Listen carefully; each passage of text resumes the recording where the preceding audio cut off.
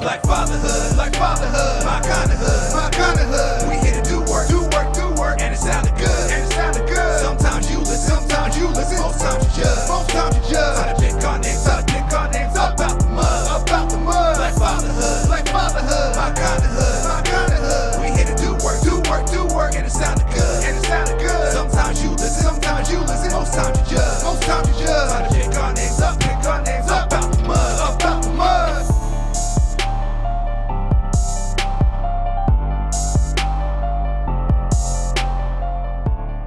Yeah. Welcome. This is the Black Fatherhood Podcast.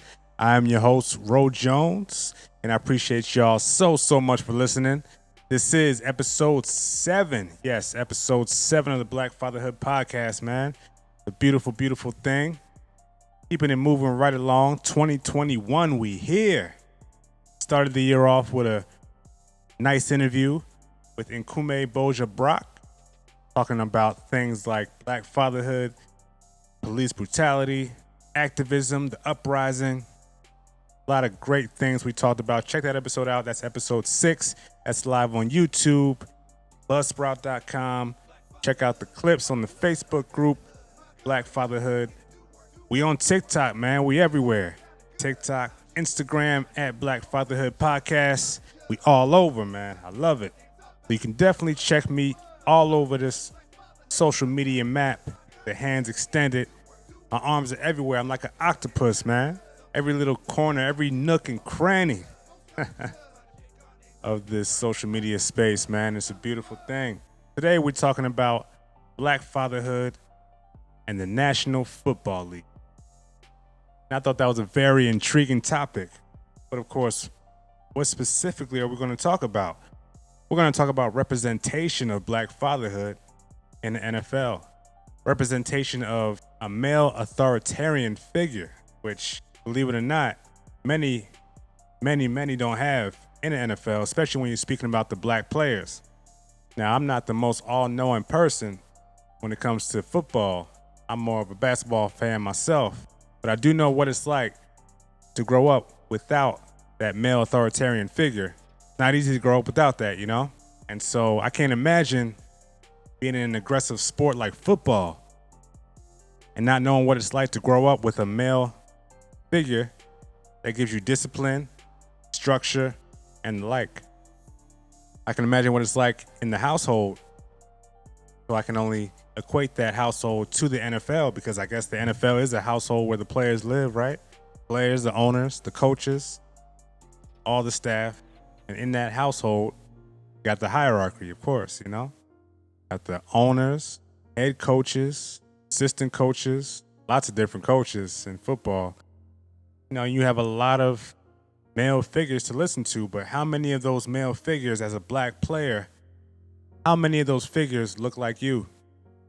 How many of those figures make you feel like you can attain the same spot that they have? That you can be a coach. You could be an owner of a football team. Are there any black owners that are former players or anything like that? I don't know. I haven't heard of one. You know, they love to announce it when there's a first black of anything. First black president, first black vice president, who happens to be a woman.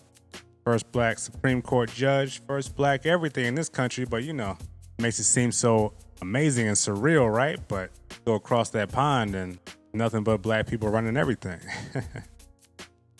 But that's a whole nother story. Today we're talking about the NFL, black father representation. I wish there was more talk about this. And I do know there are some players out there who are definitely going against the grain, not caring about that stereotype of black fathers being absent. And we have to mention people like that as well. Give them their flowers. There's too much mention of the absentee fathers and not enough light shed on the fathers who are here doing their thing, showing you what it means to raise somebody with love, to raise a son, even if you have a daughter that's into football, to raise them to respect the sport, respect discipline, respect structure, most of all, respect family. And when you can respect family, you can be a leader. And maybe if you happen to be a quarterback, you can lead your family, your teammates into victory. In my opinion, I feel like having a strong black father behind you and a great family unit in general can only lead to more success when you have leadership roles. People can definitely be successful without having a black father or black mother in their life, but how will they be in those leadership roles? But of course, every player ain't a leader. Some people are running backs, cornerbacks, here to play defense, just to make sure the ball doesn't get into the wrong hands.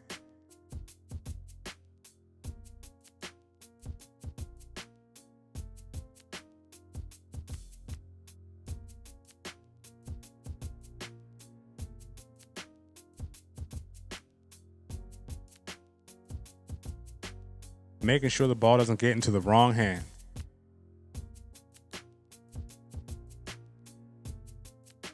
And as parents of these black children, how present are you? What if that kid does have a black father, but they're just not present, they're just not there? Sometimes fair weather fathers. What about the single black fathers that are raising a son by themselves and still managed to get him into the NFL? What about that? Is he celebrated? Is he talked about? We are definitely going to have an episode on the NBA because there's clear examples of black fathers who have not been there and very clear examples of black fathers who have been there and are very active in their kids' lives. The Ball family, for example. We already know that. But that's a story for another episode. And as parents, kind of have to give your all, You have to be there. You have to be present. There's no way that you can't be present. As a father, as a man who decides to have a child, you need to lead by example. You can't lead with excuses. It just doesn't work.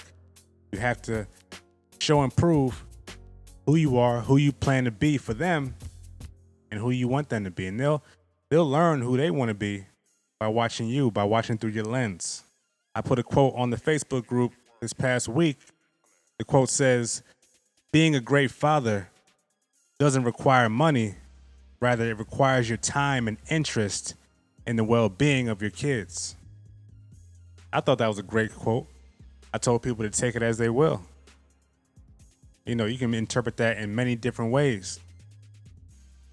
Some people are going to agree and say, it's true. This is an example. There are times when, somebody might say that there were times when I didn't have a job and I was struggling and finding a job was a job and I was working as hard as I could, but things just weren't happening. Things just weren't coming for me, I didn't catch my lick and still made sure I was there for my child. I was there every evening, picked them up from school, brought them to school, did everything I could to be present in that child's life without the monetary compensation. Of course, you need some kind of money to transport your children. You can get unemployment and things like that, but a lot of people will look down on that. A lot of people will say you're not working hard enough because you don't have money. I hustled, I did my thing. Why can't you do your thing? Take care of your child monetarily. Why can't you do that? There was definitely some pushback on that post, on that quote that I put up. I feel like I, explained myself well. Some people don't have the same opportunities that others have. And you may be working hard to reach your goals, and maybe your goals just didn't come true yet. Maybe you need all the free 9-to-5 time that you have outside of your family to get those goals reached.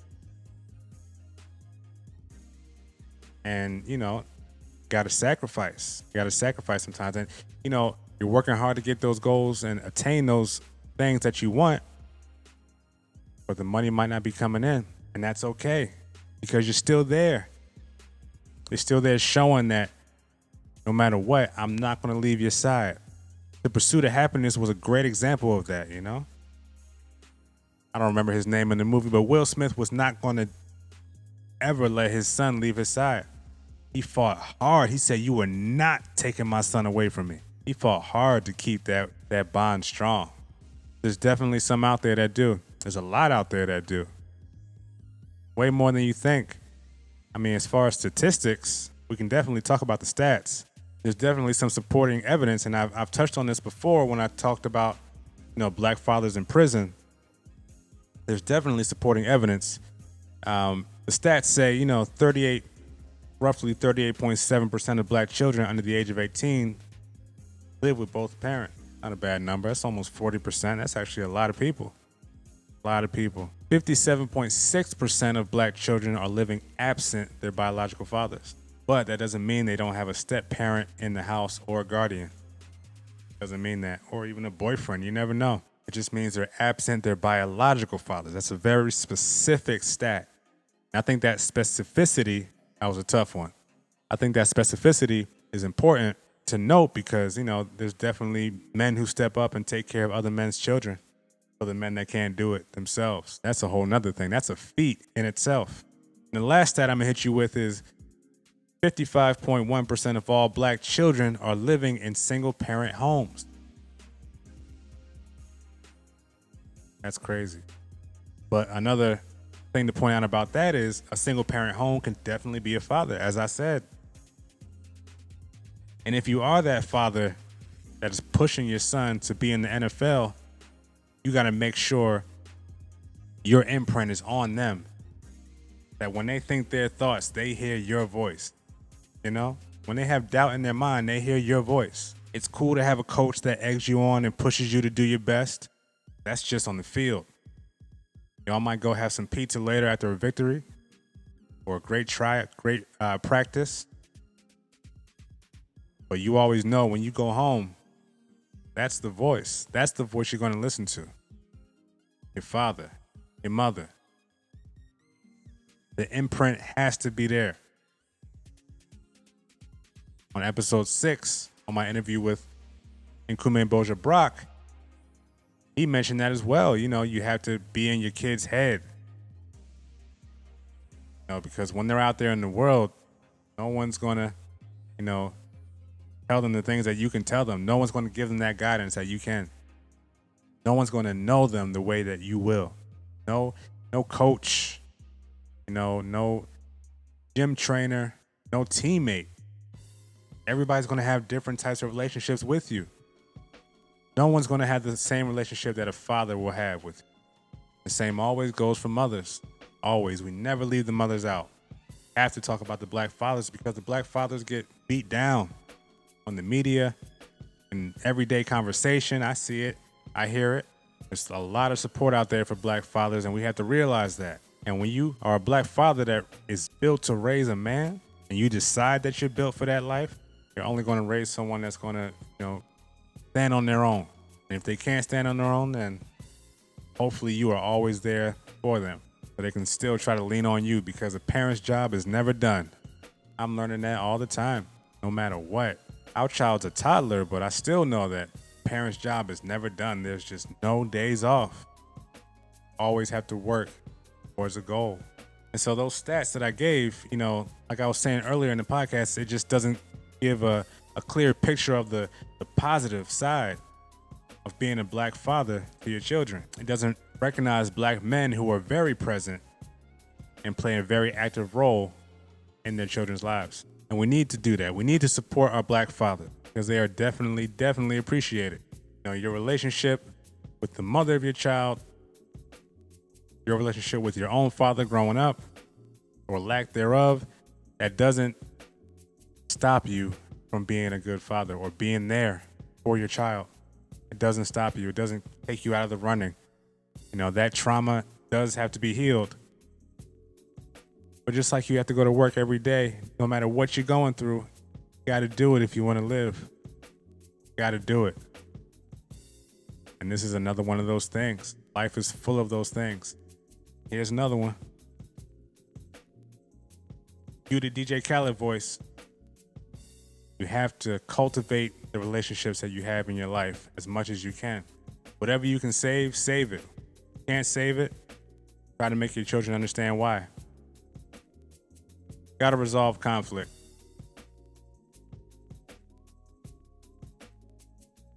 Got to resolve conflicts. Don't spill over to your private life and your business life and your child's life. And then maybe they start trusting the other authoritative figures a little bit more than you. Maybe that coach seems a little bit cooler than you did. That's okay. They can be cooler. Maybe you're just a disciplinarian. You're not cool, They'll learn. They'll definitely learn. It might be the hard way, it might not, but they'll learn who really loves them.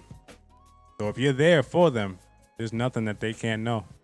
Just by using their intuition and by using their heart. Be a part of your kid, man. Be a part. Your kid is already a part of you, but you have to be a part of your kid. Sounds weird, but it makes sense to me. And so there's another quote that I found that was interesting. It says, as parents, you're supposed to sacrifice so they can get more than you had in life. As parents, you're supposed to sacrifice so they can get more than you had in life. That could be the Black Fatherhood quote of the day. I like that.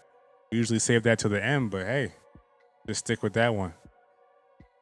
And a lot of parents in general are just not willing to make that sacrifice. It's hard to make all the sacrifices. All the sacrifices to give their kids the best. You want to.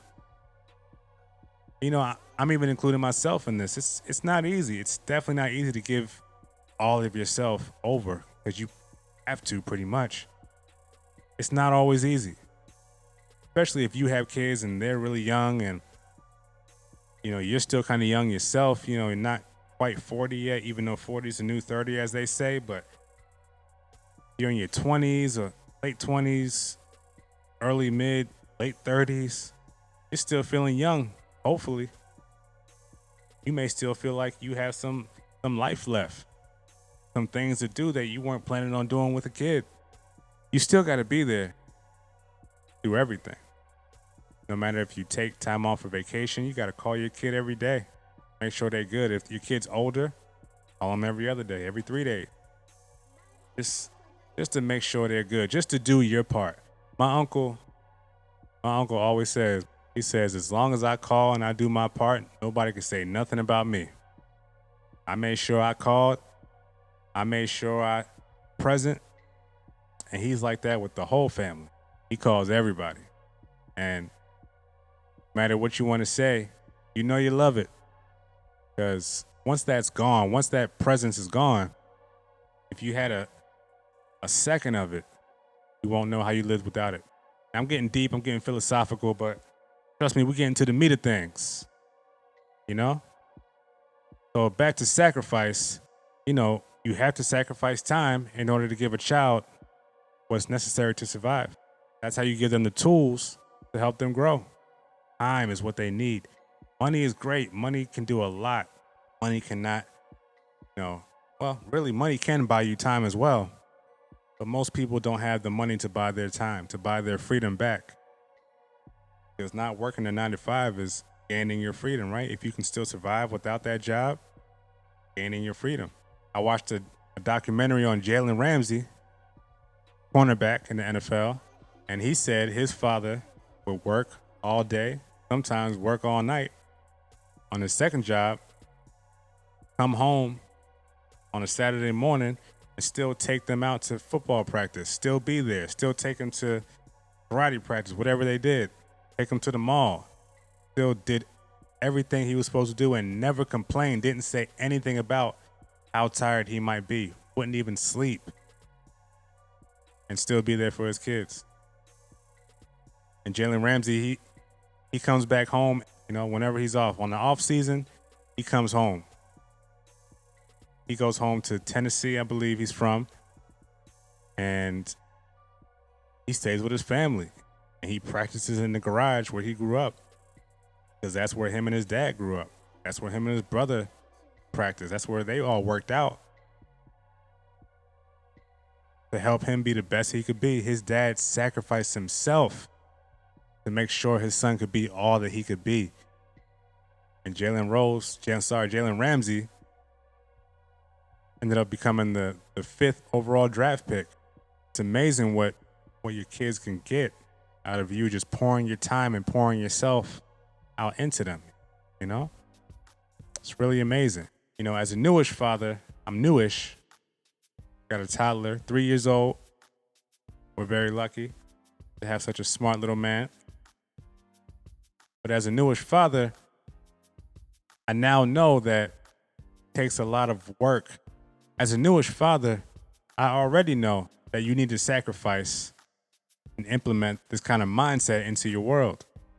To be a great father, to make your kid a great leader, you have to change your whole mindset about what you feel about your own time, because your time is no longer yours. You have to give it into the kid. Otherwise, someone else will take it from them. They're already in school all day. If they're in the league, got flag football, Pop Warner.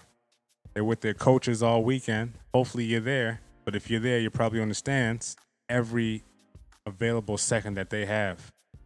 Got to be there. Sun up to sundown. And, there's tools that a child will get from their father that a mother can't possibly replicate. And there's tools that you get from your mother that a father would never, ever, ever be able to replicate. That balance is necessary. It's what matters. That balance is the catalyst that moves your child's self-worth and knowledge forward.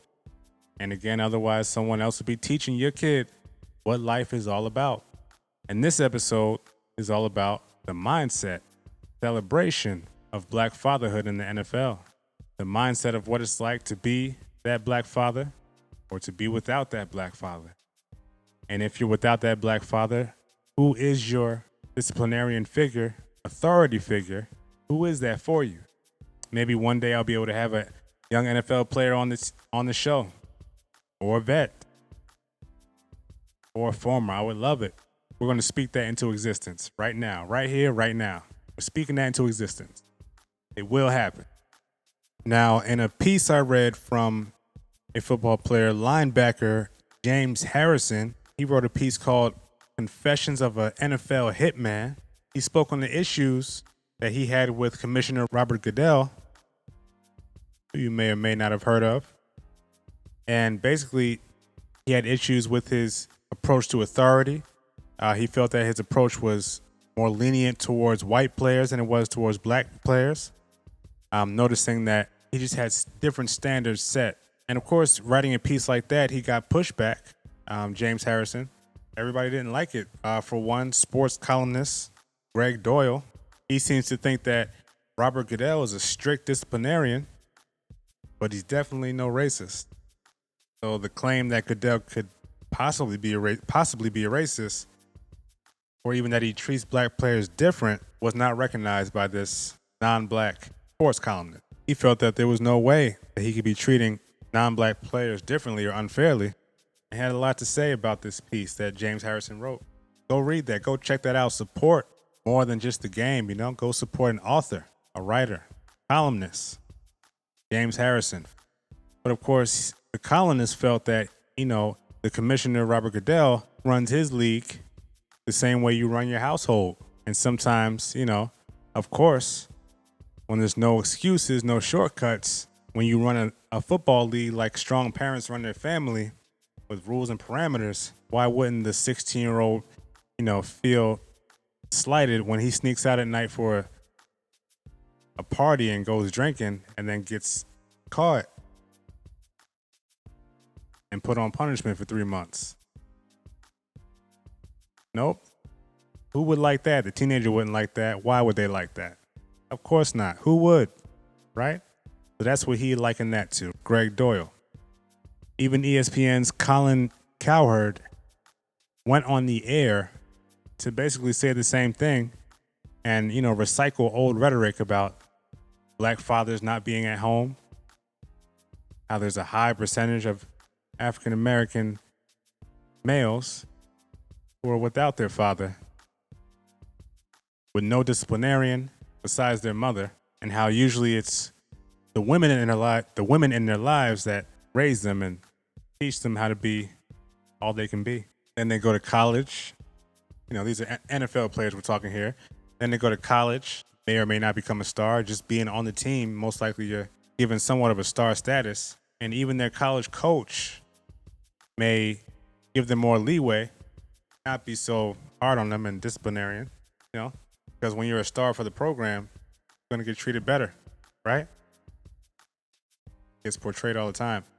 But then when you get to the NFL, you have rules and regulations. can't just do whatever you want. And now you're making money. Things are a little bit different. A lot different. Someone's gonna stand their ground and show who's boss, right? They have to. They have to run their team. And you can't get in the way of that. This is the job, and they have to keep their job. This is real life now. Not just you playing well to make them look good. You playing for the team and playing for the coach and the owners. So Colin Cowherd had that stance and that opinion subject. Very valid. I agree that's valid, you know. You might get spoiled a lot. Growing up in a household full of women. Even if you got uncles and stuff around, they might be spoiling you too because they're not your parents. Football in high school and college, you're doing well, you're treated like a star. People aren't going to give you much pushback when they feel that, you know, by being connected to you, connected to bigger. Sports does that to people. And so James Harrison writing this article, people gave a lot of pushback and didn't always have positive things to say about a man who didn't agree with the practices of the commissioner of the NFL. And so they instantly went to the one thing they could go to really hurt him, right? Sports columnist Greg Doyle and ESPN analyst Cowherd. They instantly went to pain, right? The pain of not having a black father and thinking that that must be the reason why you don't like this master, this owner of the team. That must be the reason, right? You don't like your owner. You're calling your owner racist because you've never had authority in your life before until you got to the NFL. That's true for some, but it's not true for all. As I explained with Jalen Ramsey, his father was in his life and very, very active, paid dividend. But there's also black men who were raised by their mother, I'm sure, who also have the confidence to be leaders, you know, to an extent, I'm sure. Shout out to all the uncles that step up, the stepdads, and all the black fathers that are there. You're appreciated. These kids definitely need you. They need the representation of black fathers to help them to know that it's okay to be yourself. It's okay to stand on your own and think for yourself. But the problem is, what might happen is that if you start leading a team to think for themselves, probably going to start thinking the way you're thinking, really. And the coach is going to have some pushback on that. The coach is going to want them to think the way he thinks, keep them on his train of thought, in line with his ideals. So you can't always have a strong leader raised by a black man or woman without getting that pushback from the leadership in these sports. What does that mean? Like, they're scared to relinquish control of the team, I guess. But are you that scared that you have to keep a black man down and dismiss his feelings on anything? But I'm glad there are black fathers out there who are showing positive side. And of course, I do have another example besides Jalen Ramsey and his father. I have an example of another black father who was a former NFL player, Matthew Cherry. He's an NFL player turned filmmaker. And he made a beautiful, beautiful story that I remember when it went viral and went all over Facebook and Instagram and YouTube specifically. And everybody was sharing it. People were sharing the picture of it, the thumbnails, everything. And this clip was called Black Hair Love. And in Black Hair Love, it showcased a black man working to do his daughter's hair and struggling, honestly, struggling to do it because he just didn't know what to do. He never had to do it before. So you're wondering as it goes on, they don't even talk during the whole thing, silent, but they're moving. And during the whole thing, you're wondering, I wonder where the mother is. Why can't the mother just do it? And the father's messing up, and the little girl, she turns on her iPad and tries to learn from there. And the dad's like, no, I got this. I'm going to do it. But he tries. He tries and he tries. And he finally gets something done trying to follow the YouTube videos. He finally gets something done and she loves it. She's just happy that her dad was able to do her hair. And at the end of it, you realize she gets her hair done because they had an appointment to go to. And if you watch it, go on YouTube and watch it. Black Hair Love. you'll see what that appointment was. It's been out for a while. Definitely should see it. And so this was written, filmed, and directed by Matthew A. Cherry. And so he noticed a plethora of viral videos of young African-American fathers doing their daughter's hair. And it helped them bond in non-conforming ways. But he noticed that these videos were way more popular than any video with a black father and their son. Black father and their daughter would get way more views. So of course he found this interesting, and it struck him that this was an anomaly and that people were acting like they had never seen this before. So that's really the reason why it went viral, because people were like, what? A black man doing a daughter's hair? And impossible things are happening every day. Shout out to Brandy. There's a lot of black men who have long hair and actually know how to do their own hair. So why wouldn't they know how to do their daughter's hair? I left the long hair gang a long time ago, but I still get it. I understand. And so, Matthew Cherry, just the fact that he saw that people were acting like this had never been seen before, but at the same time, it's also really popular, kind of saw it as a double-edged sword. You're getting cut from both sides. He made it his mission to normalize black fathers doing their daughter's hair. I think this video that he did a great job in showing how it's not weird. And in this video, of course, the cartoon, the black father had long hair as well. But, it made it seem like, okay, he probably had some kind of experience doing this, But he does it on his own head, not on hers. It's different. Definitely different. Your arms get tired. You're doing it for yourself. But it's definitely different. So he finally gets it done. They show you at the end why she got it done. Just depicts a black father who's not afraid to sacrifice his vulnerability to make his daughter happy. It all comes back to the sacrifice. Sacrificing your time, your effort, all that. Make sure your kids know you are there for them. You are there with them. And so I definitely suggest you go watch that video on YouTube called Black Hair Love. You'll see a picture of a father and a daughter, and it was written by Matthew Cherry, an NFL player turned filmmaker. And he actually crowdfunded this project, and he only tried to raise, $75,000, and he ended up getting $280,000, on record as the highest funded animated short film campaign. That's a feat. But yeah, it was Cherry's hope that a film like the one he did, Cherry, he hoped that the film that he created would showcase a positive image of black fathers and their daughters, while at the same time encouraging natural hair and self-love throughout the world through the animated space. That's a beautiful, beautiful mission statement, He just wants to spread love about natural hair and a black father's love for his daughter, for his child, baby. We'll do anything for our kids. Really will. If you're there, you will do anything. How can you not? All they got is us. Everything you do literally revolves around them. And then that day, when it doesn't anymore, you might find yourself missing it instead of being relieved that it's over. That's what love does. But I'm rambling. Love is necessary, man. Even in the black fatherhood and the NFL, love is necessary. Love will get you through those times when you feel like all you got is your coach to hold your hand, or when your players are giving you a hard time because you're not playing up to par, or they just want to initiate you. If you're lucky, your father initiated you first from the moment you were born. So anything after that, easy. Piece of cake.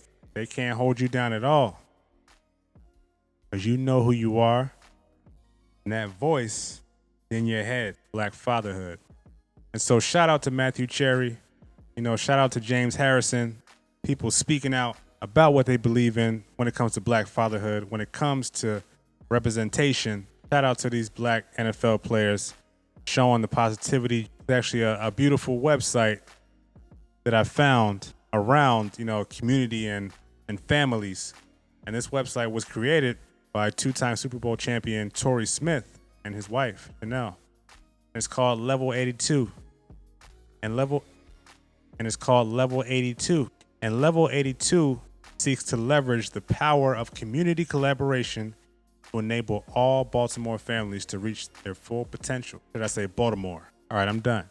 But I think he has a great mission statement, him and his wife, and I think they are doing great work, showing families a strong, proud black man and woman, call them the power couple if you like, and just giving back to the community. The more you give back, the more you'll get back. I know that. That works in community, relationships, and I guarantee it works for football. And I know for a fact it works in parenthood. Black fatherhood will not be denied. Keep building, black men.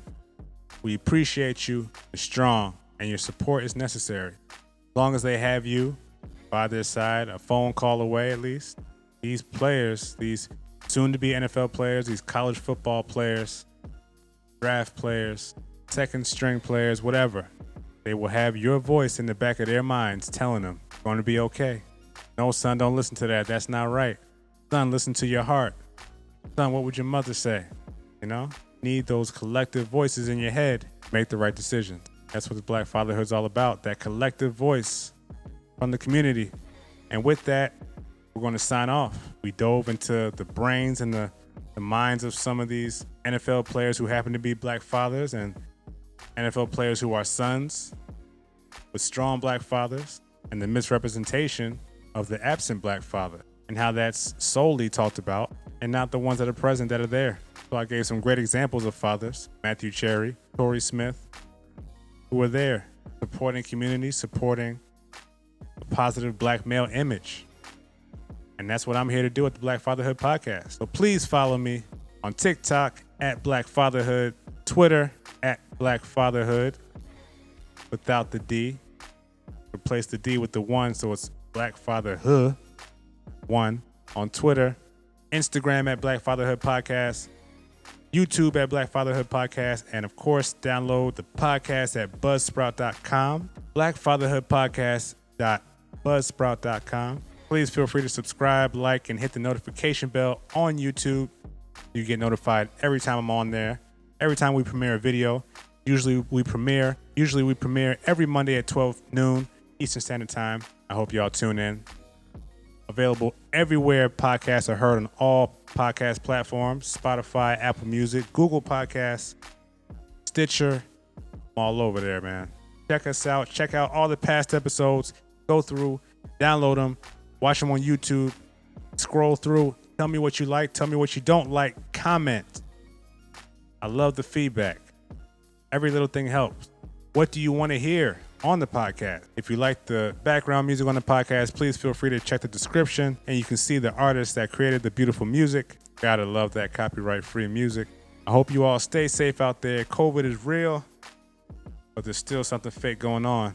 Show each other love, compassion, and if you're angry, let it off, let it out, walk away, come back, talk about why you did what you did or what needs to happen next. But get your level head.